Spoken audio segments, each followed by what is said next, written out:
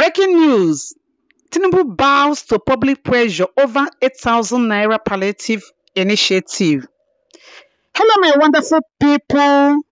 How on a day? Good morning, good afternoon, good evening.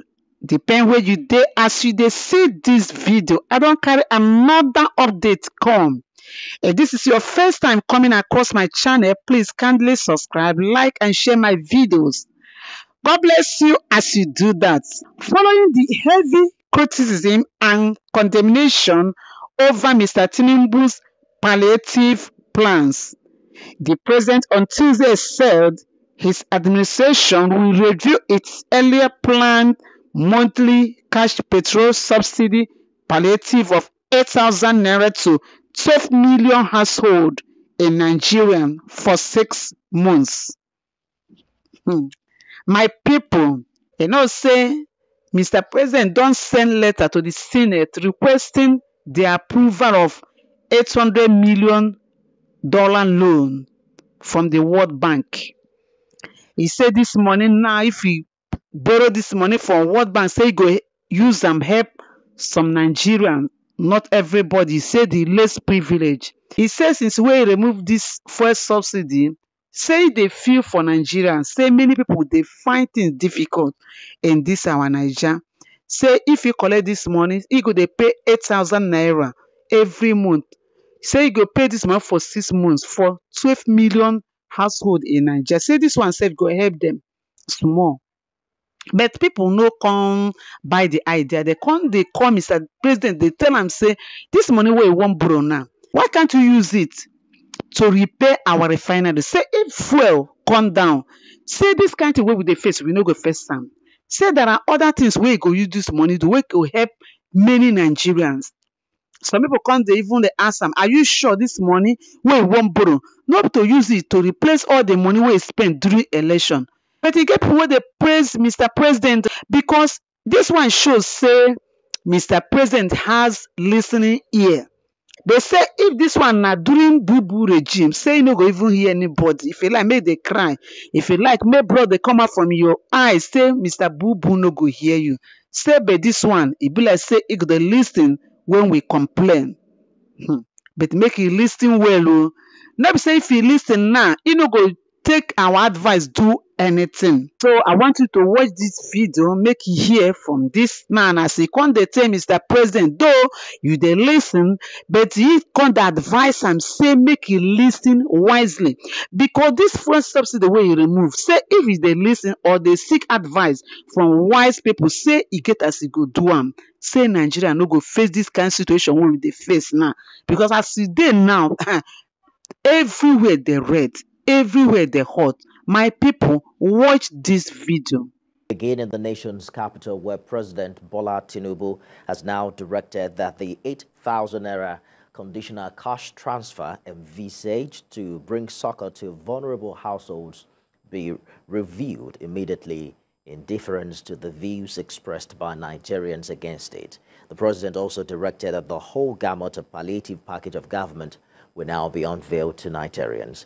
He ordered an immediate release of fertilizers and grains to approximately 50 million farmers and households respectively in all the 36 states and the FCT. This latest directive is contained in a press statement signed on behalf of the president by Dele Alake, Special Advisor on Special Duties, Communications and Strategy. The president assured Nigerians that the 500 billion naira approved by Parliament to cushion the pain occasioned by the end of subsidy regime will be judiciously utilized, and that the beneficiaries of the reliefs shall be Nigerians irrespective of their ethnic, religious or political affiliation. The presidency says the decision of President Tinubu to review the conditional cash transfer program is proof that he's a listening leader who has vowed to always put Nigerians at the heart of his policy and program.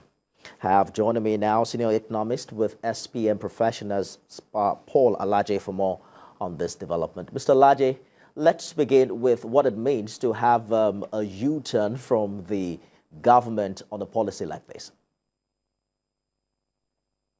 Well, it's not a sign of weakness, it's a sign of strength. I must say that the announcement that the president have decided to listen to many of us who have been speaking regarding the 8,000 naira government plan to share to Nigerians. And we felt that the impact is not what we need. We're happy that government is looking at policy alternative rather than just going on because we feel that the president has spoken or the president have decided. The good news here is that it is obvious government is listening to people, especially professionals. We strongly believe that it's important for the government of our country to find alternative policy rather than just believing in what they think may be right, but it may not really be what the people need. And I've mentioned time and again that there are several countries that practice this policy even before they were brought to Nigeria, which includes India, China, and Indonesia. So I am happy that we have a leader who have decided to self-regulate, to take a U-turn, to say, wait a moment, this is what we feel is good, but from what many professionals are saying, this may not be right at this time. So we hope that government will therefore look at what we think should be done, which of course are diverse options beyond the quick fixes approach that many have advised authority to do. So to me, summarily, it's a sign of strength, but not a sign of weakness. Let's quickly explore what now needs to be done, because at 8,000 naira for 12 million households, that 96 billion naira. If you multiply that in 6 places, that's some 576 billion naira. How do you think government should put that amount of money to better use? Well, if you put 1 billion per local government on agriculture, you will see the effect, massive effect. Recall that the figure released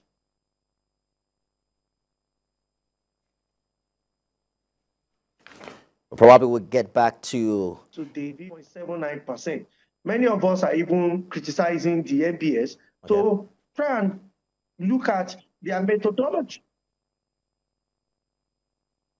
Hold on, Laji, if you're there. Methodology again, because can you hear me, sir? Yes, go ahead. I can hear you now. Go ahead with your contribution. Hello, sir. Can you hear me, sir? Go ahead, Mr. Laji. Yeah, thank you, sir. So many of us are even speaking with MBS to perhaps reconsider the methodology they are using, because we strongly believe that inflation might be a bit higher than that. But the good news is that there are solutions. Food inflation could be forced down if it can provide security, and more importantly, organized plantation or semi-plantation farms where we can have most of our farmers go to grow what we consume in the country. And when this is done, we are going to see a drastic, sharp drop in the prices of commodity. According to what was published by Bureau of Statistics, 10% of the entire growth was accountable to food inflation. And there is a major gap to what comes next after that on several basis points below food inflation. So we think government should also support small businesses, which of course can take on 1 or 2 extra persons